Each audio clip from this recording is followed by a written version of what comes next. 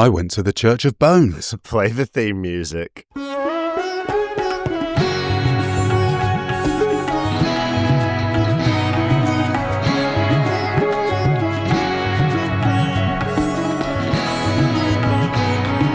Hello! Welcome to this episode of Tripology. I'm Alan, and I'm here with the ever ossified Adam! Turning into bone, mate. One interesting fact about me is that I have never, ever broken a bone in my body. Neither have I, apart from the old schnoz. All the bones that I was supposed to break through childhood, like, oh, you've broken your collarbone, you've broken your arm, all concentrated down. I just broke my nose like 5 times instead.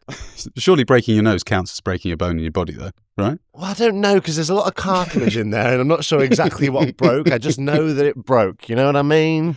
Yeah. Well, were you a bit of an adrenaline junkie when you were younger? Yeah. I mean, you are now. You've done some things that I would never do. I used to run nose first into everything. That was how I got my kicks back in the day. While other kids were bouncing on trampolines and dirt biking, I was just doing the old run with your nose game, and that resulted in some pretty unusual breakages. Yeah. I mean, it's probably quite strange for someone of my age, you know, the ripe old age of 35, having lived around the world, done a whole host of things, travelling and all these travel activities that we get involved in regarding motorbikes and bungee jumps. I haven't done a bungee jump, but yeah, I mean, not broken a bone. I think have I been mollycoddled? I've definitely mollycoddled you a little bit when we've been travelling together. I feel like I basically go around, when we were on Petundus Glacier, I was just trying to get behind you, make sure you wouldn't fall, make sure you wouldn't slip. So I can only assume other people have done similar things whilst they've been travelling with you. Actually, you make a good point on that glacier, Passu Glacier at Petundus. Maybe it's easy for you to understand why I haven't ever broken a bone on my body, because it took me, I don't know, about 45 minutes to get over that tiny little ridge, and I was taking my sweet time and taking my sweet care. Very careful, aren't you? Have you ever seen one of your bones? Because I have, I've had the glory of seeing one of my own bones in the flesh or out of the flesh, as the case may be. But when I was on that motorcycle crash in Vietnam, my forearm bone had the decency to emerge to the world. It just showed itself, unbroken, but unsurrounded by skin. Well, I mean, hopefully no one's eating their dinner while they're listening to this. But it's interesting you mention that, because I would quite like to talk to you about me seeing a hell of a lot of bones, although there was no flesh. I wonder why we embarked on this bone chat, because it's not like every episode of Tripology we start with a different part of the human body. Today we're talking about bones. So why are we speaking so much about ossification, bones, that skeletal structure which prevents you from being just a big mucosal flab of skin? We're rebranding as biology. No, it's so. As you know, mate, I'm here in New Zealand. I've been here for a couple of months now, but there was a huge chunk of my trip through Europe that we've missed. And I've done a load of things that we didn't have time to talk about. So now we're just going to backtrack a little bit and talk about one of my experiences in the Czech Republic, where I visited the very famous Church of Bones. And what do you say to your detractors that say the reason we're not talking about New Zealand and we are backtracking is because fuck all has happened to either of us in the last 2 weeks as we're frantically searching for jobs and planning out our future adventures? Well, I mean, yeah, just to make sure that it doesn't become just a weekly catch-up about me and you online hunting for jobs or booking flights. Welcome to Tripology. Oh, I've basically been doing a job application and I've been booking a flight. Bye! Yeah, it would save people a lot of time, wouldn't it? This week I had a job interview. I didn't get that job either. So, I mean, there is obviously interesting stuff that's happened. And sometimes when things happen in quick succession, I mean, what are we going to do? We're going to release an episode every day? Of course not. We need to bank that sort of stuff and then release it 2 months down the line. Okay, well, I'm happy to backtrack because God knows that the future episodes coming up are going to be really crazy. I am flying tomorrow to Asia. I'm flying to the Philippines. So there's crazy stuff in the future, but let's go in reverse and hear about your bone adventures, baby. So, as a man of many interests, bones being one of them, I always say that... Bones being all of them. How many bones are in the human body? Do you know that? 200 and something. Okay, and maybe that wouldn't win us the prize money. But you do know, Alan, that you are the one person that I would want at the other end of the phone if I had... What's that? Who Wants to Be a Millionaire? I mean, you would be the person I called in almost every situation. So phone a friend? Yeah, you phone a friend. Phone a friend. I wish that you were there for this one because I think you'd find it really interesting.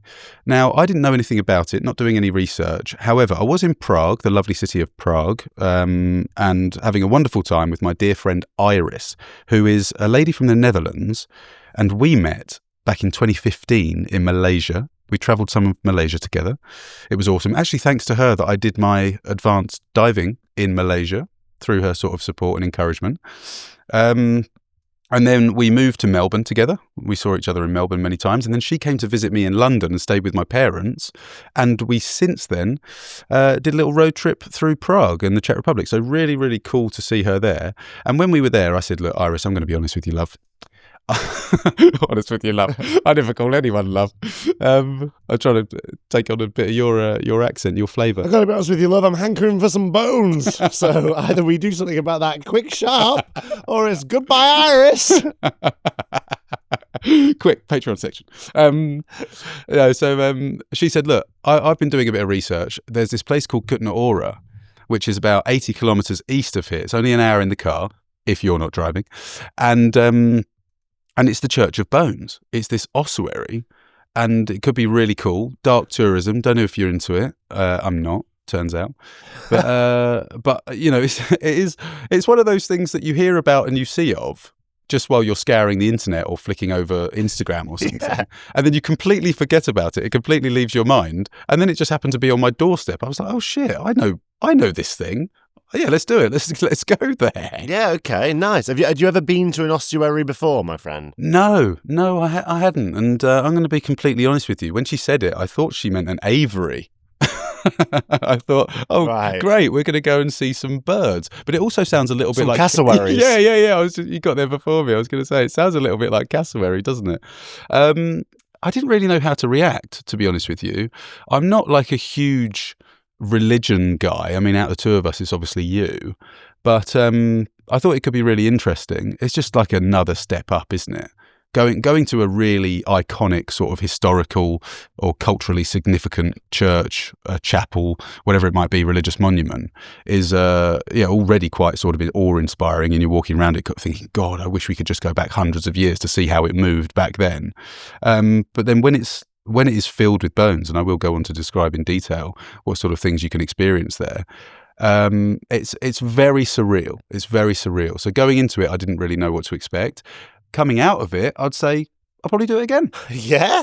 Okay, well, I want to hear about it, mate, because I've only been to the one in my life. I've been to San Benedetto in Milan. So I know the feeling of being confronted by all these bones, but I want to hear it in your words. Okay. Well, I'll start off with the facts for you, because I know you're a big facts guy. Yeah. So, the place is called Sedlec Ossuary, I believe it's pronounced. It's in the small town of Kutna Hora, as I said, about an hour from Prague. And correct me if I'm wrong, mate, but what is a Cistercian? Is that sort of a monk, someone who belongs to an order? A Cistercian, is that with a C or an S? It's with a C. Someone who stands at a cistern, I imagine, but I'm not quite sure of the origin of that. Fair enough. So, anyway, a person who was doing that job way back in 1278, apparently, came back from Jerusalem from the place where Christ was crucified, which is called Golgotha. That's where he was crucified. Christ at Golgotha. I knew you'd know that. So apparently the Cistercians went there, collected some earth, and then came back to this area in Kutna Hora and basically spread the earth over the cemetery, rendering that burial ground sacred, which is, already pretty cool. And then, of course, the Black Death came and there was various wars and other things. But what it meant... That always happens when you take earth from the site of Christ's crucifixion and sprinkle it to make something sacred. Oh, and then Black Death come. The thing was that it became somewhere where people wanted to be buried. So lots of people started coming to the region, and it became quite a popular area to sort of live and hang around, especially in old age, which, way back then was probably around my age. And Kutna Hora was inhabited by about 80,000 people, which made it one of the largest cities in the world at that time.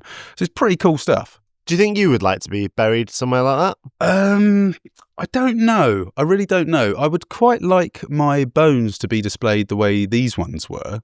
And I don't know if you can really call them buried because, I'll just go on to tell you that in about exactly 1511, the construction of the ossuary was given to a half-blind monk to arrange the bones in somewhat of a pyramid. So, I mean, obviously you're dead. Okay. Was he half blind, like he was missing one eye, or did both eyes have 50% vision? When I read that, when I was doing my research, I thought, I wonder if when I say that on the app, Alan's going to come back with that. So I better have something pithy. No, I think he was just one eye. He only had one eye.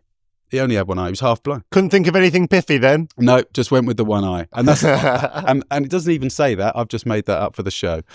All right, one eye. But if I was dead, if that's the question, if I was dead, you can't choose, of course, but I wouldn't necessarily want, nothing against the half-blind monk, I wouldn't want him arranging my bones, I don't think. The person I would want arranging my bones is František Rint, who was commissioned by the Schwarzenberg family in 1870 to then start arranging my bones. And he was the person who was commissioned by them to put on the display that we now see today. And I tell you what, mate, when you go into this church, you walk into the church, let me describe it to you. You walk into the church and you're thinking, this is like any other church.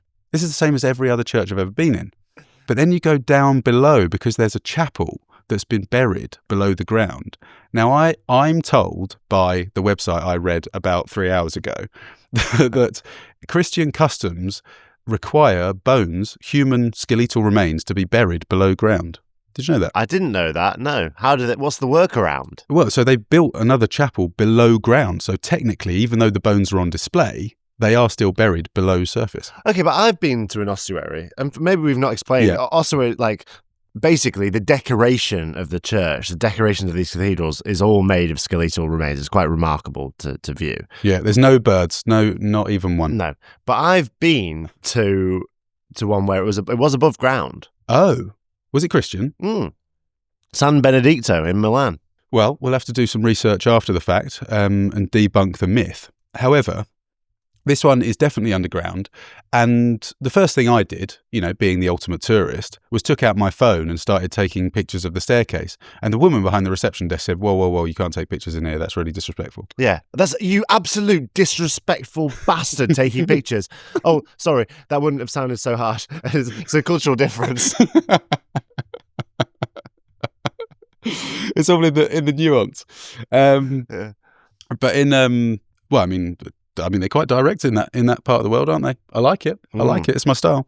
Okay, so cameras away. Yes, I looked at so many photos on the internet before going. So, I mean, someone's taking pictures. It's not me, but someone is. Yeah. You can see them online. And then you walk down, you pay about €10. It gets you entry into another church nearby, so don't complain about the price. It is worth it. And you walk down these stairs, and every single place you look is basically covered with either a skull, a femur, a hand, some sort of rib cage type decoration. It is absolutely astonishing. I've never seen anything in my life quite like it, and I know you have. It just tell me, the one that you went to, were there just how can I even describe this? I mean, had like ornaments and things been made, decorations been made out of the bones themselves, like structures to sort of represent other things, or were they just like hanging off a paint hook? Yeah, no, the walls are full of skulls, and then there's like bones and like femurs crossed and latticed to make different ornamentation. So get this right: the two most famous pieces in this chapel are the chandelier, which, and it is a chandelier. It's absolutely gigantic. It includes at least one of every human bone in the body, it's pretty crazy. And it is a piece of art. It looks absolutely fantastic. It's completely symmetrical, and it's hanging from the ceiling. And then the other crazy thing that you see in there is the Schwarzenberg coat of arms. Their like family crest has been made out of bones, and it's absolutely enormous. Now, do you know the origin of like why this is a theme that repeats itself in Christianity across the world? There's ossuaries. Do you know why people have chosen to use bones in this manner? Is it celebrating death? Is it something about, making sure people realise when they're alive that they still have the ability to, what would the correct way to say it be, like repent for their sins or something like that before they then pass? Yeah, I also think it's such a thing which we choose not to confront in our day-to-day lives. The concept of death, the concept of mortality is something that we constantly look away from. We bury our dead in graveyards, we cremate them, and to be confronted with such a visceral representation of death kind of forces you to ponder your life in a slightly different way. I think that there's something quite of the horror about an ossuary. I remember being like, oh my goodness. But then something undeniably beautiful about the way they're displayed as well. It kind of forces you to regard humanity slightly differently. Everyone's got one of those skeletons inside of them, Yeah. Well, it's interesting you say that, because what you touched on basically is a feeling that I felt when I was there. So much so that I did say it to Iris when we were walking around the church. I mean, there's only a few people in there at any one time, and no one's talking. Everyone's just sort of with their mouth open, going, "Oh my God, this is crazy." But the thing is that you'll probably find if you go there, and I'm sure you experience this as well, when skeletons, whether it be skull, rib cage, or legs or feet, whatever, it's quite ghastly. But if they are arranged in a way that is very decorative, you have almost like a different relationship with what you're looking at. And I said to Iris at the time, if this was just a pile of dirty bones, it would be absolutely awful. It would, make me feel sick to the stomach. But the fact that they had been, so neatly put together and arranged in a way that looked absolutely beautiful, it was just like walking around any other room or an art gallery or something. You don't connect what you're seeing to that of a dead body. It's really strange. Yeah, interesting that we've both been to ossuaries in the last sort of 6 months and that we've had similar takeaways from them. Would you recommend ossuaries to the listening audience? Do you think you should always check out as a hot Tripology travel tip? Would I recommend them? I think if you are interested in dark tourism in any way, I mean, it's pretty unique to go to one of these things. I guess maybe it's slightly contradictory that, you're not allowed to take pictures, but they are running a business out of it. I mean, they are charging people an entry fee to go and see these dead bodies. So it has become somewhat of a gimmick. But I do think if, the eventuality after doing this is that you ponder your life and it has sort of a positive impact on your outlook, then absolutely give it a go. Okay, well, let's all take an opportunity to ponder our lives as we go on a brief meditation break. Alan, we should make a place where fans of the show can listen to episodes, read articles, and maybe contact us. Done it. What? Tripologypodcast.com. Oh, should we put a link in the description? It's already there. You are good. Like a bone being ornately placed inside an ossuary, allow your conscious mind to be returned into your brain. Adam, how many bones or bodies or people's bones are there in Sedlec Ossuary in Prague? So not including the people who are walking around alive, I'll give you a little guessing game. Do you think there are 5,000? That's already quite a lot. I think there's less than 5,000. Okay. Well, that is your first answer. 10,000. 10,000. Oh. More than 5,000. Yeah, well. Or wait for it. Option C, more than 40,000. Yeah, I'm going to go with more than 40,000. I've changed my tune. Yeah, more than 40,000 people's remains are in that ossuary. So if that's your thing, I mean, that is just an extraordinary number of people, isn't it? That gives the listener some insight into how I get so good at tripping point. If you wonder, how did Alan suddenly realise there was more than 40,000? There's just something in the way Adam communicates that allows me to be good at guessing. There you go. It's cultural nuance. All right, mate. Well, that's ossuaries. A bit of an unusual thing for us to tackle, but it's a story that happened to you quite recently. You went to an ossuary. I've been to an ossuary. Sometimes we go to ossuaries, but we run a travel show. We have emails from people. People can go to tripologypodcast.com and type in the little contact form there, questions for me and you. And someone's done just that in an item we like to call... It's the Hostel Common Room. Hostel Common Room. How many countries you been to, mate? Alan, It's the Hostel Common Room. It's everyone's favourite item, and my goodness, have we got a belter this week. We got an email from Carmen in Wales, and Carmen says, "Hey guys, I recently came across the podcast via an Instagram reel and have subsequently binged every single episode. I think you are the perfect travel presenting duo, and I've enjoyed all your travel stories and funny mishaps. I'm also learning so much about different places and cultures through your adventures." Well, thanks ever so much for the kind words, Carmen. That's lovely. Cheers, Carmen, you beautiful listener. I've not done any real travelling at the ripe age of 42, but I have to say you've inspired me to want to see more of the world. However, I'm not sure I feel brave enough. Long-term travel isn't an option for me right now with work, teenage daughters and pets, but do you have any tips or ideas for mini adventures for someone starting out, albeit a little bit later in life, to help gain some travel confidence? Bonus points for any suggestions that appeal to teenagers. Oh my goodness. Carmen. Wow, we've got a few things that we need to deal with there. We've got someone who wants mini adventures. They've got teenage daughters. They're 42 years old. They feel like they can't go on these big, long, expansive adventures anymore, but they still want to introduce that tripological sense of wonderment. They don't just want to go off to a resort and have a holiday in Cancun. We want something a little bit more interesting. Here's how I'd approach that, Adam, if I may. I think you want to philosophically reverse engineer what you want to get out of a trip and then go from there. And you've got a few different peoples and personalities to deal with there. You've got Carmen and her teenage daughters. And you kind of want something as well that's going to bring that family unit together. You want something that's going to be engaging, that's going to inspire. And basically, the trips that I went on when I was a teenager that meant the most to me were the ones where I felt like I learned something about myself and became closer to my family as a result. We went to Poland, where my mum's family is from, and I got to learn about that culture that brought us closer together. And then when I was 17, I went to the United States and stayed with family there. And that was more of a solo trip where I got to learn about myself. And I think that's a good starting block. What are you interested in? And how is that going to manifest itself through a trip?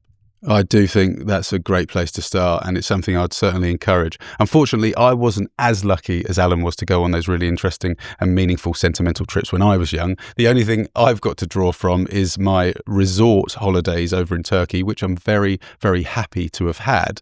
However, if you are looking for something a little bit more specific, something that I think would be really cool is doing sort of a point-to-point road trip. So pick at point A, maybe hire a car if you've got the ability to do that, and then you and the teenage daughters, you can traverse through a number of countries and cultures, ending up at point B and then sort of fly out from there. So, I mean, if that's the sort of thing you're interested in, different cultures, you've mentioned you're really interested in food as well, then I would certainly recommend that. And somewhere I've been very recently is the Balkans. So very, very cool region. Very affordable, easy to get around in terms of the infrastructure, but somewhere that not that many tourists are going at the moment. So I think that could be a really, really cool thing to look into. And if you need any help at all doing that, we'll keep the conversation going. I'd love to keep chatting. Yeah, I mean, that's one really easy way to introduce that tripological sense into your adventure. Make sure it's not just a package basic holiday, it's doing point to point. So you've got a sense of sojourn, a sense of moving from one place to another place, and then choosing something outside the box, somewhere like the Balkans, something that's going to be that interesting thing that's not where everyone else has gone. I also was thinking then, one of the things that's most important to me when I'm traveling, if I have an interest, like let's say I'm interested in ancient civilization, I got to go to the pyramids and felt like I could live out that interest in a travel context. If I was interested, you're interested in languages, and I feel like you're happiest when you get to go to a place that's speaking a different language and immerse yourself in that culture there. So I think if it's you and your teenage daughters, you should look at what the key interests are and whether each person can get something out of the trip that enlivens and deepens that interest. I think that would be a cool thing to look for as you reverse engineer how to build this trip. Yeah, and I do just want to take the time to say as well, I do think it's such a beautiful thing. I know you've mentioned, Carmen, that you're 42 years old and thinking about embarking on this lovely trip to sort of inspire your daughters as well to travel the world as well as yourself. And you certainly got nothing to worry about. I think you're all going to have an amazing time. Hopefully it sparks that wanderlust in you and your daughters. And I just think it's an incredible thing that you're doing, because I, as a son myself with a mother I would have loved to have travelled with, it just will be an amazing experience. experience and truly appreciated, I'm sure.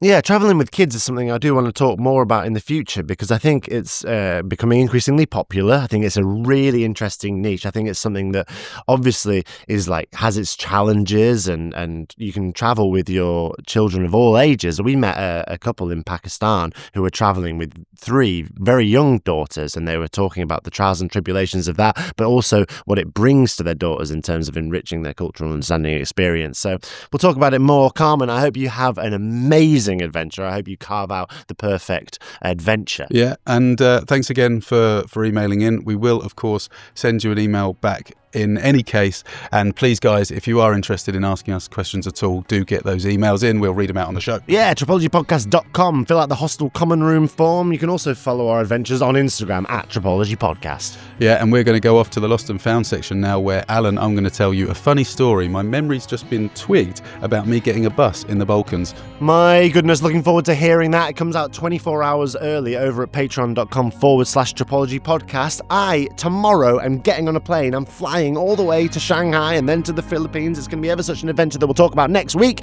But right now, let's go to the Patreon section. We'll see you there. We'll see you there. Bye. Bye.